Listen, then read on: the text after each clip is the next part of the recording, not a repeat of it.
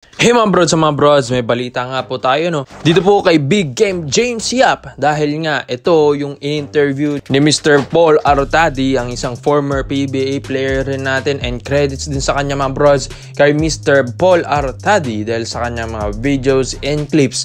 Dito natin nakita yung talagang sagot ni Mark Pingris. So mga brods, isa po itong si James Yap sa grupo ng BBA Moto Club na nasa PBA pa rin mga kabrods. Kung di man ako nagkakamali, parang siya na lang yung natirang PBA vet na nandyan sa PBA na grupo ng PBA Moto Club na kasama nila Ping, Artadi, Mero Hoffer, JJ Helterbrand. Kaya ito pong si Yap mga kabrods ay talagang todo suporta.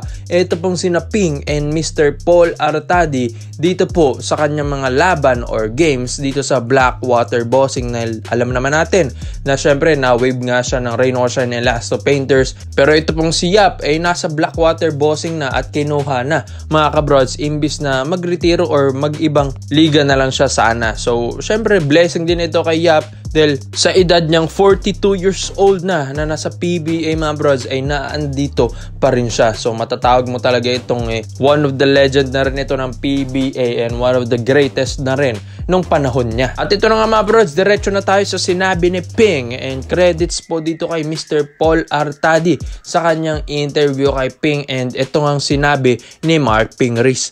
Oh. Walang pakialam kung sino magagalit sa akin. Wala, yun ang gusto ko sa'yo.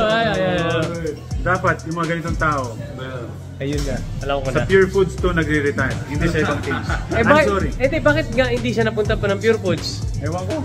So yun nga, narinig nyo mga kabrods ito pong sinabi ni Ping. So sa mga nagagalit daw kay Ping, wala siyang pakialam dahil yung mga ganun tao daw na katulad ni Big Game ay sa Pure Foods franchise daw dapat ito nagre-retiro, like Mark Pingris na doon ito pinaretiro. Ito pong si Pinoy Sakuragi. So mga brods, may point talaga ito pong si Mark Pingris.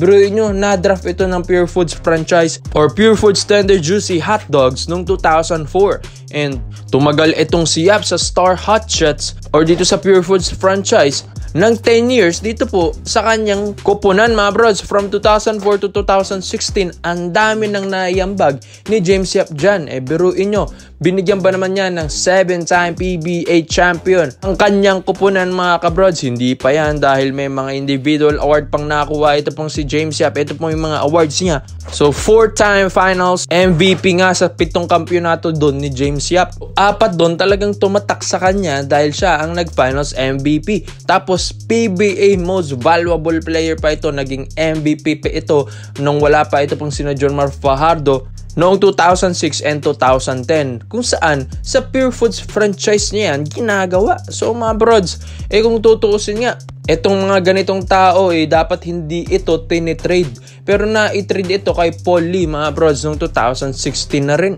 So mga brods, dapat binigyan na rin ng karangalan ng Pure Foods franchise ito pong si James Yap, dahil may point din naman doon si Mark Pingris, dahil syempre maganda rin yung magiging exit ni James Yap ni Big Game dito sa PBA at gagawin siyang karangalan ng Pure Foods Company. So hindi nga lang natin alam kung ano yung nagiging issue, ba't ayaw sa kanya ng Pure Foods franchise, or hindi man natin alam kung ano yung magiging kwento nito mga brods, dahil ayaw din talagang magsalita ni James Yap sa issue na ito. Dahil bali-balita nga ang Pure Foods na ang umaayaw kay Big Game.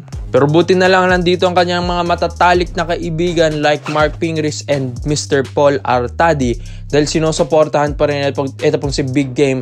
Ito po against Meralco pa nga ito Pero mga brods, tinalo ng Blackwater ang Meralco, kung saan uminit dito si Rain ng Batak. Nakakakuha lang ng Blackwater Bossing din dito. Tapos si Big Game James Yap naka 5 points lang dahil hindi ito masyadong napapasahan. Sa kabila naman, uminit din si Maliksi na 27 points, tapos tinulungan siya dyan. Nakakagaling lang Gilas, Pilipinas stint niya na si Chris Newsom na may 16 points. Kaya komento mo lang opinion mo dito mga brods sa sinabi ni Ping kay Big Game James Yap na dapat ba na dito siya magretiro dapat sa Pure Foods or Magnolia Chicken Templados Hot Shots. So dito naman po tayo sa kabilang balita naman natin mga kabrods. Ito pong si Chris Newsom, speaking of kakabalik lang ng Gilas stint niya, ito pong si Newsome, marami na nga pong trade offers ang tatlong kupunan dito. Isa na nga daw dito ang NLEX, Converge, and Blackwater Bossing. So makikita nyo na Blackwater Bossing involved dito. Ito pong si Chris Newsome. Dahil sinasabi nga nila na papadalhin nila ito sa TNT Tropang Giga, which is dadaan lang siya sa Blackwater Bossing ni na James Yap and Ray ng Batak, mga kabrod. So sa ganda ba naman ng pinapakita ni Chris Newsome sa Gilas Pilipinas netong mga nakaraang linggo noong FIBA Asia Cup 2025 qualifiers, mga kabrods, marami talagang teams ang nagkaka-interest na kay Chris Newsome nung nalaman nilang itong si Newsome ay ititrade na ng Meralco Bolts or available na for trade. So mga kabrods, may sisingit at sisingit din talaga dito. So syempre, alam nyo na yon na paborito talaga ni Coach Tim Cone. Ito pong si Chris Newsome at sinabi na rin ni Mr. Snow Badua, one of the favorite point guards ito po ni Coach Tim Cone. Ito pong si Chris Newsome dito sa PBA dahil sa kanyang mga pinapakita on and off the court, pati both ends of the floor. Dahil mapa-opensa, mapa-depensa, talagang bibigyan ka ng quality minutes po ni Chris Newsome. And yun nga, dito rin sa Gilas Pilipinas, di naman ito kukunin ni Coach Tim Cone kung wala lang, diba? Tapos yung shooting pa ni Chris Newsome, nag-improve pa, mga brods. And yun nga, bilang isang point guard, talagang nai-involve niya yung mga teammates niya. Talagang naghahanap siya ng libre. Imbes na itira ni Chris Newsome dahil very efficient din naman ito pong player na ito dahil gusto niya na sa teammates niya ito ipapasa. Tapos sa last season din ng Commissioner's Cup, nakita nyo yung mga clutch plays ni Chris Newsome against Phoenix Super LPG. So talagang nag-i-improve na at nag-i-improve ang laruan ni Chris Newsome, which is ito na siguro yung mga nagiging prime years na ni Chris Newsome. So itong Ginebra, sisingit ito sa mga tatlong kupunan na nabanggit natin, yung Converge, NLEX, and Blackwater Bossing, dahil ang Ginebra na andun si Coach Tim Cone. So syempre bubulungan lang ni Coach Tim ito pong si Boss Al Francis Chua para nga ma-offer na maganda ito pong si Chris Newsome. Dahil bali-balita nga sa mga ibang reports natin, milyones na ang ino-offer or gustong i-offer ng Ginebra kay Chris Newsome per month. Per month yan, mga kabrods, and plus hindi pa kasama yung mga bonuses dyan ng Barangay Ginebra San Miguel. Ang pinoproblema lang ngayon ng Ginebra